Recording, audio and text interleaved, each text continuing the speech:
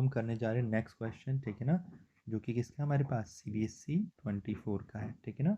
अब देखिए इसमें बोला गया है the wavelength of electromagnetic wave which is often correlated with the characteristic size of the system that radiates it, ठीक है ना। इसके बारे में आपको दो एग्जांपल्स देने हैं।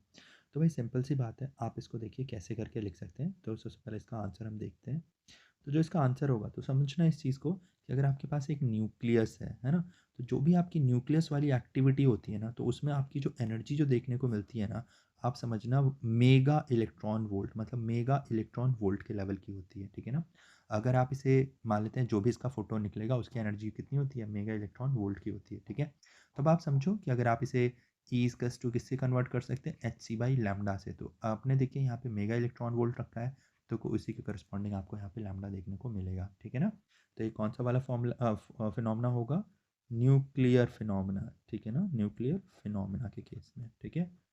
तो पहले हमारा आइडिया है वो एक बार देख लेते हैं। वही अगर मान लेता हूँ यहाँ पे मेरे पास न्यूक्लियस है और यहाँ पे क्या है, इलेक्ट्रॉन्स हैं, ठीक है ना, बाहर वाले ऑर्बिट में। तो वो क्या कर रहे होंगे, ट्रांजिशन कर रहे होंगे। तो इस केस में जो एनर्जी निकल रही होती है वो केवल होती है कौन से वाले, इलेक्ट्रॉन वोल्ट के करस्पॉन्डिंग होती है, ठीक है ना। जैसे 3 इलेक्ट्रॉन वोल्ट हो जाएगी, 13.6 इलेक्ट्रॉन वोल्ट हो जाएगी, 10.2 इलेक्ट्रॉन वोल्ट हो जाएगी। तो आप समझिए यहाँ पे जो मेगा है वो मेगा टर्म ही गायब हो गया, ठीक है ना।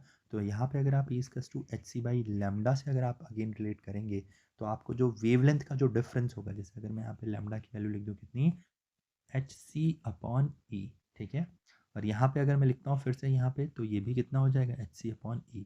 अब आप समझो ये वाली जो वेवलेंथ है वो, सॉरी ये वाली जो एनर्जी है वो मेगा में है, मतलब 10⁻⁶ में है। तो ये ऊपर की ओर जाएगा तो क्या 10⁻⁻⁶ में कन्वर्ट नहीं होगा, ठीक है। वही अगर मैं यहाँ पे बात करूँ तो ये केवल किस में, इलेक्ट्रॉन वोल्ट में है। तो यहाँ पे अगर मैं देखूंगा तो केवल इलेक्ट्रॉन वोल्ट में है। तो आप समझ सकते हैं कि यहाँ पे तो कोई पावर है नहीं, तो यहाँ पे तो मल्टीप्लिकेशन में 1 रहेगा।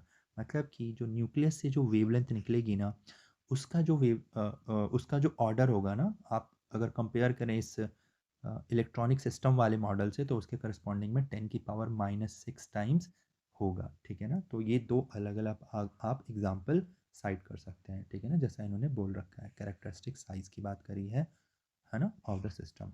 तो पहला सिस्टम हो गया न्यूक्लियर लेवल पे, दूसरा कौन सा हो गया, बाहर के ऑर्बिट वाले इलेक्ट्रॉन्स के लेवल पे। तो बस आपको इसको लैंग्वेज में लिखना होगा, ठीक है। ओके, तो अब जो है हमारे पास नेक्स्ट क्वेश्चन है, नेक्स्ट क्वेश्चन को देखते हैं, मतलब नेक्स्ट पार्ट है इसी क्वेश्चन का, ठीक है। तो ये हमने कर लिया था पार्ट ए, अब हम करने जा रहे हैं पार्ट बी को।